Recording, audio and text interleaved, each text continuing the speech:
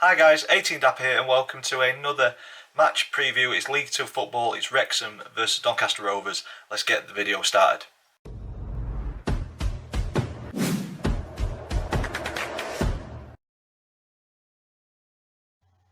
So guys, welcome to another match preview for this weekend's fixture in League 2. It's Wrexham versus Doncaster Rovers. If you're an existing subscriber, thank you so much for supporting the channel and sticking with us. It is greatly appreciated and the channel is growing really well. So a big thank you to each and every one of you that has joined the family. Hope you're enjoying the content. If this is the video that's brought you to the channel, please consider clicking subscribe so you don't miss any future content.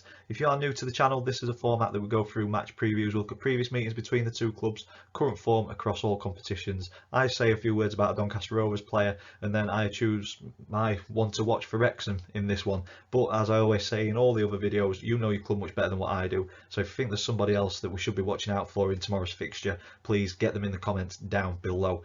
We've got three predictions to round the video off. Predicted lineup thanks to FanHub, the predictions league table that me and the family do, and then my score prediction to finish it off, the all important score prediction which normally gets people talking. So without further ado, let's get into previous meetings. Wrexham and Donny have faced off a total of 69 times in our history, and it's good reading for us Rovers fans. We have won 26 of those meetings, we've shared the spoils on 25 and we've only lost 18. Hopefully that is a pattern that can continue in tomorrow's fixture because we desperately need at least a point, if not all three, get that first win of the season. Drilling down into our more recent 5 fixtures between the two clubs though, we have to go back to 1994 where it was a League Cup fixture, and without doing any research I'm guessing it was two-legged ties in the League Cup because it was a 4-2 defeat at home for the Rovers and then a 1-1 draw about a week later in the same competition. So yeah, it must have been a two-legged tie. Anybody know? In the comments down below please. But then we had to jump forward 10 years to the 2004-2005 season where some thrilling fixtures in this one. It was 2 0-0 draws home and away, and then in the same year in August of 2005 another League Cup fixture where Rovers won 1-0 away from home. I'd take that tomorrow. So last 5 doesn't bode too well for the Rovers. 1 win, 1 defeat and 3 draws, but like I say, we'll take a point tomorrow. I love all 3. On to current form, it does say a very different story. I've already touched on it. We are winless this season. We've only got 1 win and that was in the Carabao Cup. Wrexham on the other hand coming into this one in better form. So Rovers a draw, 3 defeats and then a draw. Wrexham on the other hand 2 draws, a defeat on penalties and then 2 wins coming into this one. Although results don't match, I think it has been quite a positive week for the Rovers. Obviously a 2-1 defeat away at MK Dons with 2 defensive mistakes to be fair, and that cost us the game at Milton Keynes Dons, but a much better team performance overall saw us with better stats in everything other than the one that mattered most. We had better possession, more shots on target, more passes, better pass percentage, accuracy, you name it, we were better than MK Dons on the day. But like we say, there's only one stat that matters and that was the 2-1 scoreline at the very top. But that was followed up midweek by an absolute heroic performance against a strong Everton team last Wednesday, and I think we were in the game for 70 minutes and then last Saturday we stopped the league's top scorers, even though we had 10 men ourselves, got a 0-0 draw out of it, really fought to keep that clean sheet and get the point. So performances breeding a bit of positivity around the Rovers, so hopefully that can continue and the results follow the performances soon, and we start to see ourselves climb up the table because we are currently occupying bottom spot.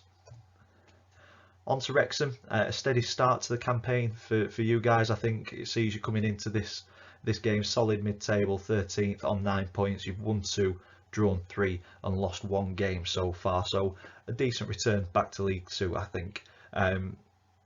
You're the league's top goal scorers, or Wrexham are the league top goal scorers along with Swindon on 15 goals, but Wrexham have leaked 14 goals in 6 games, which is the worst in the league.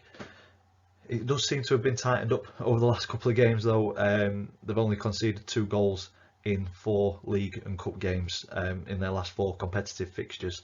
That's excluding the penalties in the Papa John's but yeah, it finished 1-1 with Bradford, and then they've had two 1-0 wins, and then a 1-1 draw with Barrow, I think it was, before the 1-1 draw and defeat on penalties with Bradford. So defensively starting to look a lot more solid. So I think Wrexham will be coming into this one tomorrow looking to make it 6 unbeaten after an opening day defeat where everyone thought, hello, welcome to League Two, and they've adapted pretty quickly. So they'll be looking to make it 6 unbeaten against a struggling Rovers team as it looks from the outside in, I think.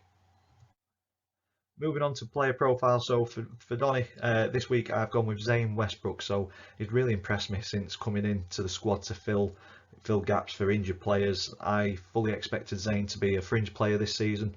I wasn't sure why he'd been given an extension to his contract, but he, for me, is showing why he deserved that extension to his contract. He's staking a claim for a first team spot, in my opinion. He seems to understand what Grant's asking for in terms of a style of play and what Grant's wanting from the team.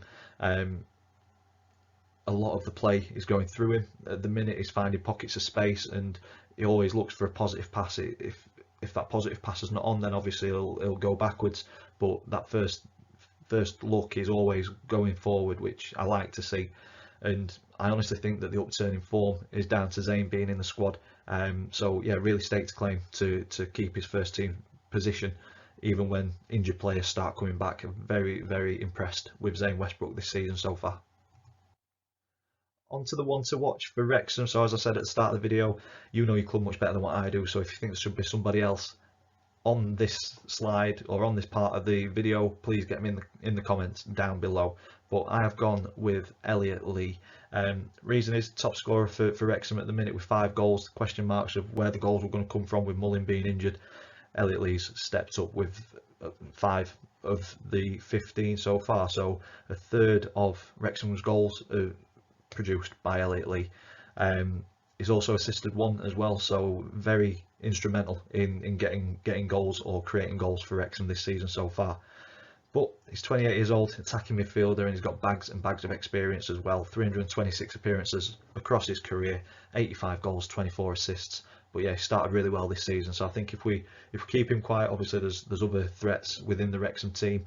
But I think if we keep Elliot quiet, we've got a good chance of getting something and fetching something home tomorrow. On to my predicted team lineup. So this is thanks to FanHub. If you've not downloaded the app yet, please go ahead and do so. Plenty of features to get your teeth stuck into. It's a decent little app. I always put my lineup in, and this is what I'm going with for tomorrow's fixture. Ian Lawler in goal, a back 3, not changed from last Saturday against Swindon, with Bailey, Wood and Senior. Molyneux as a right wing back, Maxwell as a left wing back, so it can be a back 5 if we're under the cosh. With Broadbent and Westbrook in the midfield, with Biggins just in front. Obviously Tommy Rowe getting the red card, so he's had to come out as well.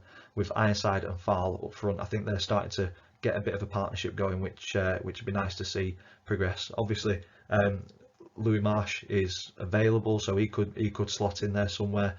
I believe we're getting a couple of players back as well. Hurst, Nixon could be on the way back, which is great to see as a Rovers fan, starting to get players back, which we desperately need. But that's the lineup that I'm going with for tomorrow's fixture.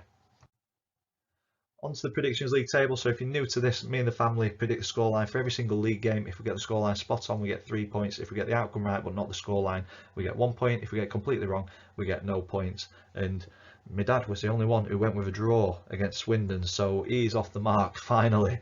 We're all off the mark. Nobody's going to finish on 0 points, but we're not doing very well this season, are we? Max is top on 3 points, and then joint second, Chris, me and my dad on 1. So hopefully there will be change this weekend once again. And that takes me on to my score prediction, and I think it's going to be a tough game. Obviously Wrexham have come into the league. There's all the noise around Wrexham, which I'm trying not to get dragged into. I'm trying not to be too interested in, because I think as a fan base you've gone through the ringer. You deserve to be back in the league, regardless of the money that's been thrown into it or whatever people are saying. You got over 100 points, and that is no mean feat, and you can't buy points, in my opinion, at any level. You've got to have a decent squad, and that squad has got to be playing together, and the fans have got to be behind the team as well. So I think as a collective, Wrexham deserve to be in this league if you take away all the noise. It's going to be a tough game. There's no two ways about it. I'm hoping there's a bit of complacency coming into it because we're bottom. We're yet to win a game, but I don't think Phil Parkinson will allow complacency, to be honest. But I'm going to trust. I'm going to trust the boys. I'm going to trust the Rovers. The performances have been there. They've been getting better each week. I do think we're not going to see our first win, but I think we may spoil a party or the expectation of Wrexham fans running away with this one. I'm going with a 1-1 draw. And you know what? I think I'd take that. Another point on the board, and hopefully we're going in the right direction. And that's where I'm going to leave this one. If you've enjoyed it, please stick a big thumbs up on it for us, please. Comments in the section down below. Subscribe if you haven't already. As always, thank you for watching, and I will see you in the next one.